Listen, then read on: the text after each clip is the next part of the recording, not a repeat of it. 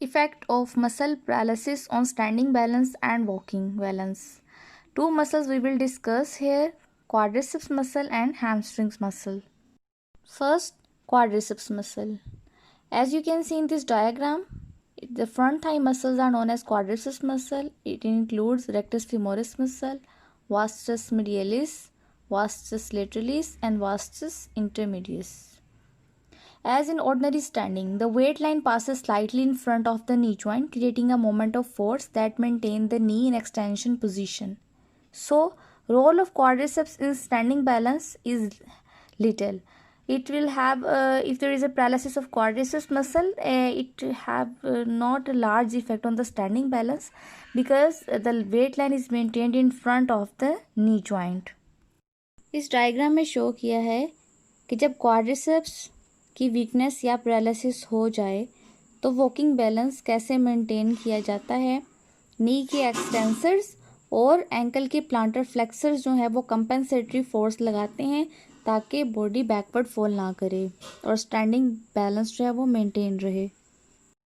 Standing balance तो compensatory movement से adjust हो जाता है, लेकिन इन वॉकिंग क्वाड्रिसेप्स का बहुत रोल होता है in the early part of the stance phase, जो कि हील स्ट्राइक से लेके फुट फ्लैट तक होता है। ठीक है, early part of the stance phase, क्योंकि यहाँ पर फ्लेक्शन, थोड़ी बहुत फ्लेक्शन होनी होती है नी जॉइंट की ड्यू टू द ग्रेविटी और द बॉडी की इटसेल्फ जो पावर है, जो फोर्स लगती है, मोमेंटम है, वो दोनों मिलके, ग्रेविटी और मोमेंटम मिलके जो है नी को बेंड करवाते हैं थोड़ा सा। तो कितनी अबाउट 20 डिग्री जो है वो फ्लेक्शन बेंडिंग होना होती है अर्ली फेज में, और इसमें क्वाड्रिसेप्स का ही रोल होता है। तो अब कौन कंपेंसेट कर सकता है इस बेंडिंग को, एक्सेसिव बेंडिंग ना हो जाए। अगर क्वाड्रिसेप्स वीक हैं तो हिप के एक्सटेंसर्स जो हैं उनकी स्ट्रेंथ और पावर काम करेगी ताकि नी जो है वो ज़्यादा फ्लेक्शन में ना जाए और नी की एक्सटेंशन पोजीशन जो है वो बरकरार रहे। साथ ही साथ वो अपना वॉकिंग बैलेंस मेंटेन करने के लिए फॉरवर्ड ट्रंक बेंडिंग करेगा, क्योंकि उसके क्वाड्रिसेप्स वीक हैं। या तो वो हाथ रखेगा अपने थाई पर और हाथ की मदद से थाई को बैकवर्ड पुश करेगा, और फॉरवर्ड ट्रंक बेंडिंग कर सकता है अपने नी जॉइंट को स्टेबल करने के लिए ड्यूरिंग वॉकिंग। और अगर एक्सेसिव फ्लेक्शन हो जाएगी तो फ्लेक्शन कंट्रैक्चर बन सकता है, क्योंकि अगर if the knee flexors are unaffected with paralysed quadriceps then knee flexion contracture can develop. In this case greater forward trunk bending होगी, और अगर कंट्रैक्चर 20 डिग्री से ज़्यादा हो जाता है तो कंपनसेटरी मूवमेंट्स भी जो हैं वो भी मिलके वॉकिंग बैलेंस को मेंटेन नहीं कर सकती, कोई ना कोई गेट पैथोलॉजी डिवेलप हो जाएगी। और साथ ही साथ जो है वो फुट जो है वो लेटरल रोटेट कर जाएगा, क्योंकि कंपनसेटरी एक्शन करे। अगर फुट लेटरल रोटेट नहीं करेगा तो एक्सेसिव प्रेशर बॉडी पे पड़ सकता है और नी जॉइंट पे एक्स्ट्रा स्ट्रेस पड़ सकता है, इसलिए फुट भी कंपनसेटरी मोशन करता हुआ लेटरल रोटेट होगा।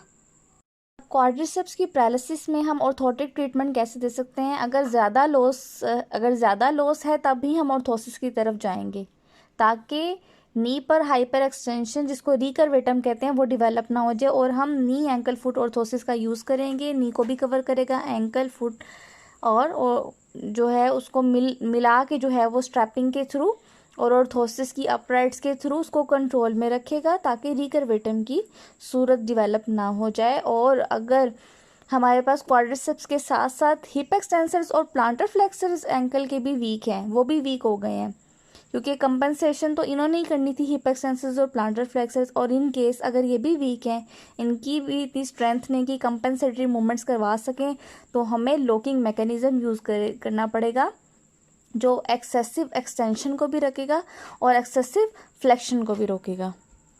You can see in this diagram, hamstring muscle include semitendinosus, semimembranosus and biceps femoris muscle. During standing, there is no significant effect of the hamstring weakness or paralysis, but in normal walking, hamstring play an important role. Its role is during just after the heel strike, and it resists the tendency of the weight and momentum of the body to cause continuing flexion of the hip. So if hamstrings are weak or if paralyzed, then the greater effort have to be performed by the gluteus maximus, because it has to control excessive hip flexion. In fast walking, to minimize this effort, the patient is unlikely to walk fast, since greater speed increases the stride length and tendency of the hip flexion after the heel strike. So, the action of the hamstring is not necessary to flex the knee joint during the swing phase while an individual is walking at a normal rate. But in slow walking, the action of the hamstring is needed because it has to flex the knee joint during the early part of the swing phase. Gait pattern में क्या effects हो सकते हैं hamstring की paralysis से? Hip hiking और to clearance के लिए, ग्राउंड क्लियरेंस के लिए एक्सेसिव फ्लेक्शन हो सकती है हिप जॉइंट पे।